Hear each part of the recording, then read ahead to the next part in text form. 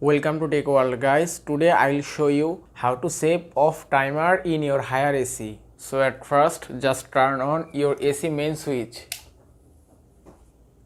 and give it a moment.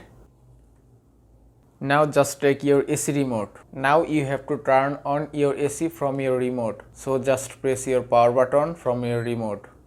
You can see the AC has been turned on successfully. Now if you want that your AC will be turned off automatically after 2 hours, then you have to set sleep timer in your AC. Now just take your remote, then you can find a timer button in your remote. That's it. You can find the timer button at the bottom of the remote. Then you have to just press here.